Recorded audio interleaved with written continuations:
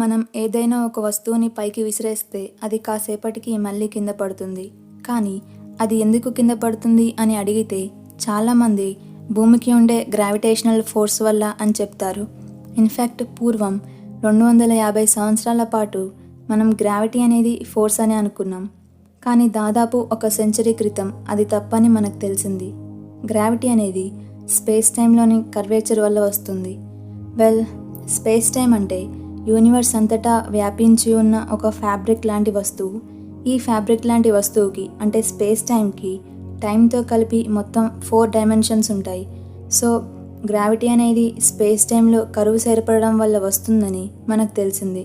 In fact భూమి మీద gravity అనేది స్పెసిఫిక్గా టైం డైమెన్షన్ కరువు అవ్వడం వల్ల వస్తుందని మనం తెలుసుకోగలిగాం.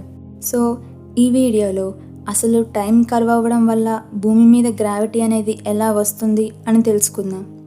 అయితే స్పేస్లో కర్వేచర్ అంటే మనం ఇలాంటి ఒక ఇమేజ్ని ఊహించుకుంటాం. బట్ టైంలో కర్వేచర్ అంటే అర్థం కావడానికి ఇలాంటి ఒక ఎక్స్పెరిమెంట్ని ఊహించండి. సపోజ్ ఒక పైప్ని భూమి మీద నిటారుగా నిలబెట్టామనుకోండి. అయితే ఆ పైప్ అనేది చాలా హైట్ ఉంది. ఎంత హైట్ అంటే దాన్ని నిటారుగా నిలబెట్టినప్పుడు దాని పైభాగం ఔటర్ స్పేస్ వరకు వెళ్ళిందనుకోండి. సో ఆ పైప్ కింద భాగంలో అంటే భూమి మీద ఫోటాన్ లాంచర్ అనే డివైస్ ఉంది. ఫోటాన్ లాంచర్ అనేది ఆ పైప్లోకి ప్రతి సెకండ్కి ఒక ఫోటాన్ని పంపుతుంది. అలాగే పైప్ పైభాగంలో అంటే ఔటర్ స్పేస్ దగ్గర ఫోటాన్ టైమర్ ఉంది. ఫోటాన్ టైమర్ పైప్ కింద భాగం నుంచి వచ్చే ఫోటాన్స్ని రిసీవ్ చేసుకొని అవి ఎంత టైం గ్యాప్తో వస్తున్నాయో క్యాలిక్యులేట్ చేస్తుంది. సో పైప్ కింద భాగంలో ఫోటాన్ లాంచర్ అనేది ఎగ్జాక్ట్గా ప్రతి సెకండ్కి ఒకసారి ఒక ఫోటాన్ని పంపుతుంది. కాబట్టి పైప్ పై భాగంలో ఉన్న ఫోటాన్ టైమర్ ప్రతి సెకండ్కి ఒకసారి ఫోటాన్ని రిసీవ్ చేసుకుంటుంది అని మనం ఎక్స్పెక్ట్ చేస్తాం. కానీ పైప్ పై భాగంలో ఫోటాన్ టైమర్ అనేది ప్రతి 1.00000000001 సెకండ్స్కి ఒకసారి ఫోటాన్స్ని రిసీవ్ చేసుకుంటుంది. అంటే పైప్ కింద భాగంలో కన్నా పైప్ పై భాగంలో ఎక్కువ టైం గడిచింది.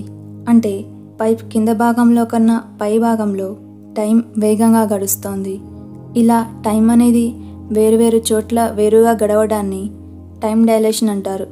సో ఈ ఎక్స్పెరిమెంట్లో మనం ఏం చూసామంటే టైం అనేది భూమి నుంచి దూరం జరిగే కొద్దీ స్పీడ్గా గడుస్తుంది.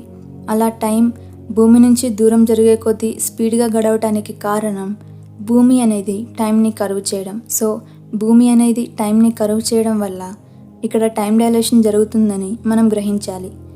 అసలు భూమి టైంని కరువు చేయడం ఏంటి, టైం అనేది వేరువేరు చోట్ల వేరుగా గడవటం ఏంటి అని మీకు వింతగా అనిపిస్తూ ఉండవచ్చు. బట్ టైం డైలేషన్ అనేది రియల్ లైఫ్లో నిజంగా జరుగుతుంది. ఇన్ఫ్యాక్ట్ మనం కొన్ని సిచ్యువేషన్స్లో టైం డైలేషన్ని కన్సిడర్ చేయకపోతే చాలా నష్టం జరుగుతుంది. అంటే ఎగ్జాంపుల్కి GPS శాటిలైట్స్లోని క్లాక్స్ అనేవి టైం డైలేషన్ వల్ల ప్రతి కాసేపటికి మిస్ మ్యాచ్ అవుతూ ఉంటాయి.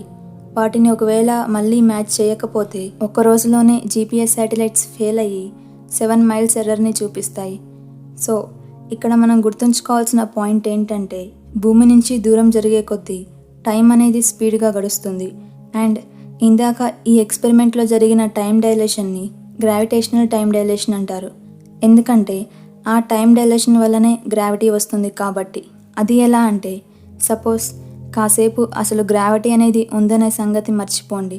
సో గ్రావిటీ అనేది లేదు కాబట్టి ఇక్కడ ఈ పాప గాల్లో ఎలా ఉందో అలాగే కింద పడకుండా ఉంటుంది. మనకి భూమి నుంచి దూరం జరిగే కొద్దీ టైం స్పీడ్గా గడుస్తుందని తెలుసు. అంటే ఈ పాప యొక్క తల తన కాళ్ళ కన్నా భూమి నుంచి ఎక్కువ దూరంలో ఉంది కాబట్టి తన తల దగ్గర టైం స్పీడ్గా గడుస్తుంది. అలాగే తన కాళ్ళ దగ్గర టైం స్లోగా గడుస్తుంది. ఇన్ఫ్యాక్ట్ ఖచ్చితంగా చెప్పాలంటే తన బాడీలో కింద నుంచి పైకి వెళ్ళే కొద్దీ టైం అనేది స్పీడ్గా గడుస్తుంటుంది. సో ఈ పాయింట్స్ని కాసేపు గుర్తుపెట్టుకోండి. అలాగే ఇక్కడ ఈ పాప ముందుకి వెనక్కి పైకి కిందకి అలాగే లెఫ్ట్ అండ్ రైట్కి జరగగలదు. అంటే ఈ పాప స్పేస్లోని 3 డైమెన్షన్స్లో జరగగలదు. అలాగే టైం గడుస్తుంది అంటే మనం టైంలో ముందుకి జరుగుతున్నట్లే కదా. అంటే ఈ పాప టైం అనే డైమెన్షన్లో కూడా జరగగలదు. సో మొత్తంగా 3 స్పేషియల్ డైమెన్షన్స్, ఒక టైం డైమెన్షన్ కలిపి ఈ పాప మొత్తం 4 డైమెన్షన్స్లో జరగగలదు. బట్ మనుషుల బ్రెయిన్స్ అనేవి 4 డైమెన్షన్స్ని ఇమాజిన్ చేసుకోలేవు. కాబట్టి ప్రస్తుతానికి దీని గురించి మనకి అర్థం కావడానికి ఈ పాప కేవలం పైకి కిందకి మాత్రమే జరగగలదని మనం అనుకుందాం. అంటే ఈ పాప స్పేస్లో పైకి కిందకి జరగగలదు, అలాగే టైంలో ముందుకి జరగగలదు. బట్ గుర్తుంచుకోండి, మనం కాసేపు గ్రావిటీ అనేది లేదని అనుకుంటున్నాం. కాబట్టి ఈ పాప గాల్లో ఎక్కడ ఉందో అలాగే కింద పడకుండా అక్కడే ఉంటుంది. అయితే పాపకి కూడా మనలాగే టైం అనేది గడుస్తుంది. కాబట్టి పాప టైంలో ముందుకి జరుగుతోంది. అయితే ఇక్కడ మనం ఒక పాయింట్ని మిస్ చేస్తున్నాం. అదేంటంటే టైం డైలేషన్.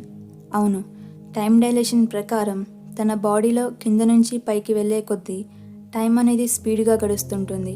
అంటే తన కాళ్ళ దగ్గర టైం స్లోగా గడుస్తుంది కాబట్టి తన కాళ్ళ భాగం టైంలో స్లోగా ముందుకి జరుగుతుంది. అలాగే తన తల దగ్గర టైం స్పీడ్గా గడుస్తుంది కాబట్టి తన తల భాగం టైంలో ఫాస్ట్గా ముందుకి జరుగుతుంది. సో టైం డైమెన్షన్లో తన బాడీలో పై భాగం స్పీడ్గా, కింద భాగం స్లోగా జరగడం వల్ల ఆ బాడీ యొక్క డైరెక్షన్ అనేది చేంజ్ అవుతూ వస్తుంది. అలా టైంలో ముందుకి జరిగే కొద్దీ టైం డైలేషన్ వల్ల బాడీ యొక్క డైరెక్షన్ మారుతూ వచ్చి చివరికి ఆ బాడీ స్పేస్ డైమెన్షన్లో కిందకి వస్తుంది. దాన్నే మనం సింపుల్గా వస్తువు కింద పడింది అంటాం. సో అందుకే ఏదైనా వస్తువుని విసిరేస్తే అది కింద పడుతుంది. దానినే మనం గ్రావిటీ అంటాం. సో షార్ట్గా చెప్పాలంటే ఒక వస్తువుని విసిరేసినప్పుడు భూమి వల్ల స్పేస్ టైంలో, స్పెసిఫిక్గా టైంలో వచ్చిన కర్వేచర్ కారణంగా టైం డైలేషన్ జరిగి, టైం డైలేషన్ వల్ల టైంలో ఆబ్జెక్ట్ యొక్క డైరెక్షన్ మారి అది కిందకి వస్తుంది, సింపుల్గా కింద పడుతుంది. దానిని గ్రావిటీ అంటారు.